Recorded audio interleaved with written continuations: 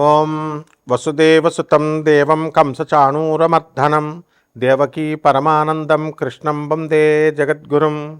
ఓం శ్రీ రాధాకృష్ణాభ్యాం నమ. మనకి ఈ మార్చి నెలలో గ్రహస్థితులు ఎలా ఉన్నాయో ఒకసారి చూద్దాం. మనకి ఈ యొక్క శని మీనరాశిలో, కేతువు సింహరాశిలో, రాహువు కుంభరాశిలో, ఆ తర్వాత పంచగ్రహ కూటమి వచ్చిందండి. అందువలన రవి, కుజ, బుధ, శుక్రులు కూడా కుంభరాశిలోకి వచ్చి రాహుతో కలిసి ఉన్నారు. ఆ తర్వాత గురుడు మిథున రాశిలోకి వచ్చాడు.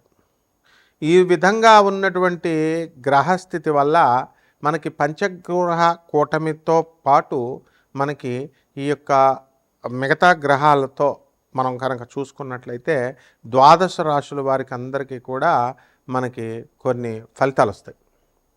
అందువలన ఒక్కొక్క రాశి వారికి మనకి ఏం జరుగుతుంది తెలుసుకోవాలనుకుంటే ముందు మనకి ఏలినాటి శని జరిగేటటువంటి గ్రహాలు 3 ఉన్నాయి.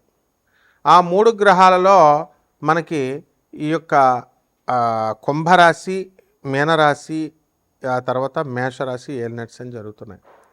కాబట్టి కొన్ని కఠినమైనటువంటి పరీక్షల్ని ఈ రాశుల వారు ఎదుర్కోవాల్సినటువంటి అవసరం ఉంది. అలాగే లేనిపోయినటువంటి అపనిందలు పడ్డము ఇలా కొన్ని జరుగుతూ ఉంటాయి. అప్పుల బాధలు అవనివ్వండి, అవమానాలు, ఎంత మీకు డబ్బు వచ్చినప్పటికీ కూడా అవమానాలు పాలవడం అనేటటువంటిది ఈ 3 రాశుల వారికి ఎక్కువగా జరగడానికి అవకాశాలు ఉంటాయి. ఇకపోతే ఈ యొక్క ధనుస్సు రాశి వారికి మనకి అర్ధాష్టమ శని గ్రహ దోషము, అలాగే ఈ యొక్క కర్కాటక రాశి వారికి మనకి అష్టమ రాహు జరుగుతుంది అనుకోండి. అయితే సింహరాశి వారికి అష్టమ శని దోషం జరుగుతుంది. కాబట్టి ఈ దోషాల ప్రభావం వలన మీరు ఎంత కష్టపడి పనిచేసినప్పటికీ కూడా పనులన్నీ కూడా చాలా ఆలస్యంగా జరగడము ఇలా మీకు ఉంటాయి. అనవసరమైనటువంటి చిన్నవారు, మీకంటే చిన్నవారి వలన మాటలు పడేటటువంటి సందర్భాలు అనేకమైనటువంటివి జరుగుతూ ఉంటాయి. కాబట్టి ఈ యొక్క రాశుల వారికి ఈ అష్టమ శని, అర్ధాష్టమ శని, ఏలినాటి శని ప్రభావాల వల్ల మనకి ఈ రాశులన్నీ కూడా చాలా బాధిస్తూ ఉంటాయి. కొన్ని రాశులు నేను చెప్పినటువంటి రాశుల్ని. అయితే వీళ్ళందరికీ కూడా మనము ఈ ఫలితాల నుంచి మనం దాటుకోవచ్చా అండి ఈ యొక్క దోషాల నుంచి అని అంటే ఖచ్చితంగా దాటుకునేటటువంటి అవకాశాలు అధికంగా ఉన్నాయి.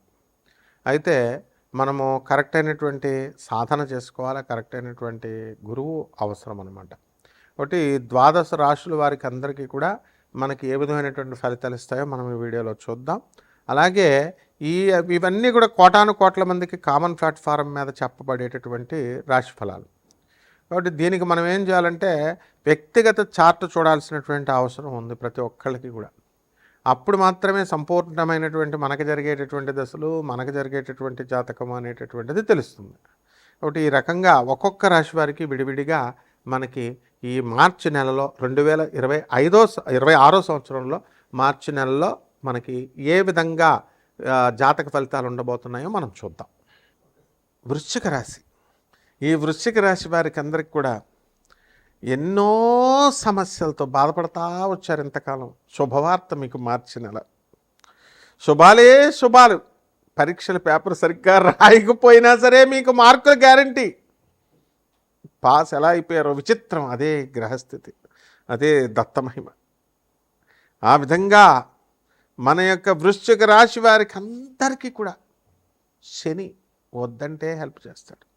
మీ పిల్లలకి వద్దంటే ఇంతవరకు కూడా పిశాచాల్లాగా, బాల రాక్షసుల్లాగా, పిల్ల రాక్షసుల్లాగా ఏడిపించుకుతున్నటువంటి వాళ్ళందరూ కూడా ఎంతో అసలు డాడీ డాడీ అంటూ మీ చంక దిగరు.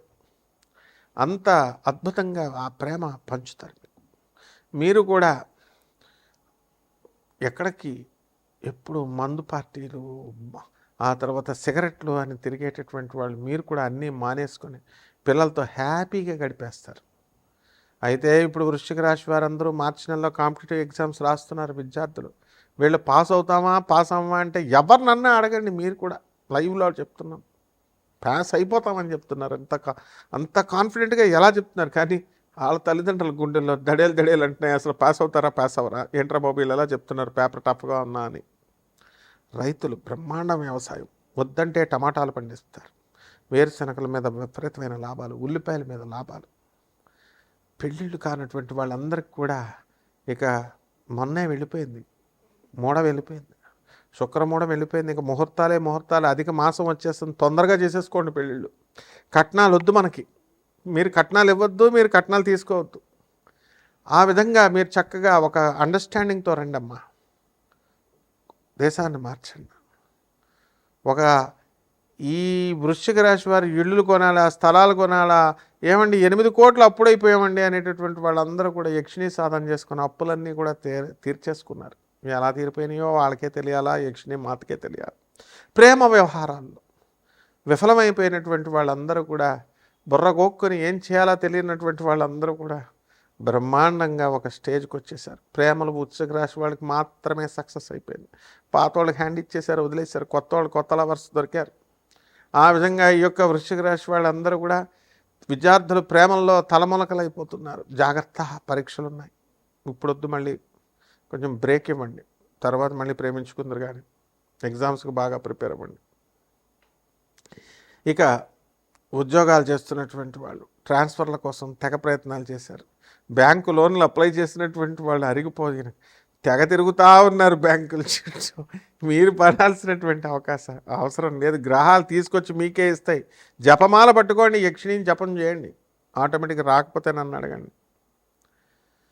ఈ రకంగా వీళ్ళందరూ కూడా వృశ్చిక రాశి వాళ్ళకి కొత్త పరిచయాలు ఏర్పడతాయి. పాత వాళ్ళని వదిలేసుకుంటారు, కొత్త వాళ్ళతో వెళ్ళిపోతారు.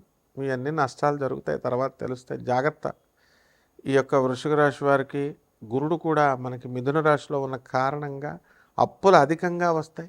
కొత్త వాళ్ళు మంచివాళ్ళ చెడ్డవాళ్ళ జాగ్రత్తగా ఆలోచించుకొని మీరు స్టెప్స్ చేయడం అనేటటువంటిది మీరు చేయాల్సినటువంటి పని. సౌందర్య పోషణ చేస్తారు. తర్వాత చక్కగా మీరందరూ కూడా సౌందర్యానికి, జిమ్ములకి వెళ్ళడము, ఆనందంగా మీరంతా కూడా డ్రెస్ సెన్స్ ఇవన్నీ కూడా చేయడం జరుగుతాయి. క్షమరమైన తర్వాత ఎవరం వచ్చిన విధంగా దీపు స్టార్ లాగా ప్రేమలో విఫలమైన తర్వాత అప్పుడు మాత్రమే అందరికీ కూడా ఈ యొక్క చదువు విలువ, ప్రేమ విలువ అన్నీ కూడా తెలుస్తాయి.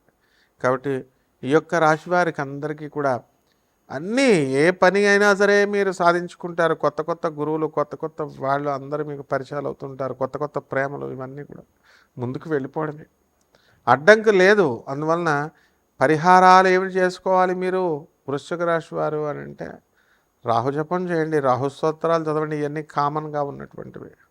కామేశ్వరి యక్షిణి మంత్రాన్ని జపించండి. అమ్మవారు దుర్గాదేవి, కాళరాత్రి అమ్మవారు, ఆ అమ్మవారే యక్షిణి మాత రూపంలో ఉంటుంది. గూగుల్ కొట్టండి, is Yakshini Kalaratri Yakshini, is Kalaratri Yakshini or not అని కొట్టండి, ఎస్ అని వస్తుంది. కాబట్టి జాగ్రత్తగా చేసుకోండి, బ్రహ్మాండంగా ఉంటుంది. రావి చెట్టుకి శివలింగ రూపంలో భావిస్తారంతా. రావి చెట్టుని, రావి చెట్టు మీద నుంచి నీళ్లు పోయాలి, వేరుకి వెళ్ళాలి క్రిందకి. మేము తిరిగేస్తున్నామండి అని నీళ్ళు వేయకుండా తిరగకూడదు, ఫలితాలు రావు.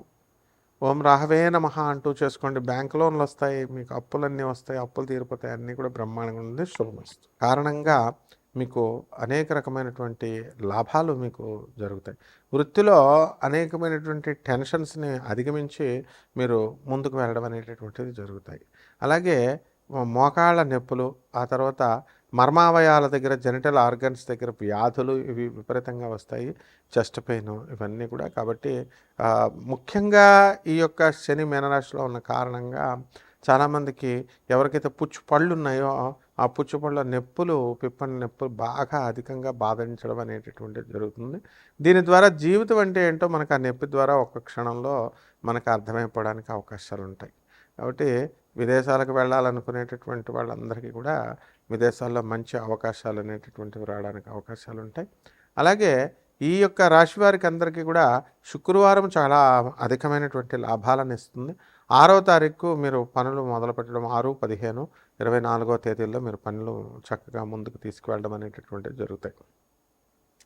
ఈ రాశి వారికి అందరికీ కూడా నూతనంగా నల్ల వస్త్రాలను మీరు కొనుక్కోవడము, ధరించడము ఇలాంటివన్నీ కూడా చేస్తారు. మరి ఈ యొక్క రాశి వారికి కొన్ని పరిహారాలు చేసుకోవాల్సినటువంటి అవసరం ఉంది. మరి ఈ రాశి వారి కేతు మనకి అర్ధాశ్రమంలో ఉన్న కారణంగా కేతు జపం చేసుకోండి, కేతు స్తోత్రాలు చదవండి. అలాగే చక్కగా ఈ యొక్క రాశి వారికి ముఖ్యంగా ఈ యొక్క అధికమైనటువంటి బాధ దేని నుంచి మనకి ఈ యొక్క శని నుంచి మనకు ఉన్న కారణంగా మనకి శని జపం చేసుకోండి, శని స్తోత్రాలు చదవండి. రావి చెట్టు మొదలు అది శివలింగ రూపం, అది రావి చెట్టు. రావి చెట్టు పైనుంచి నీళ్లు పోయడము, క్రింద నీళ్లు పోయకుండా చేసేటటువంటి ప్రదక్షిణాలు ఏవి కూడా పనిచేయవు మీకు.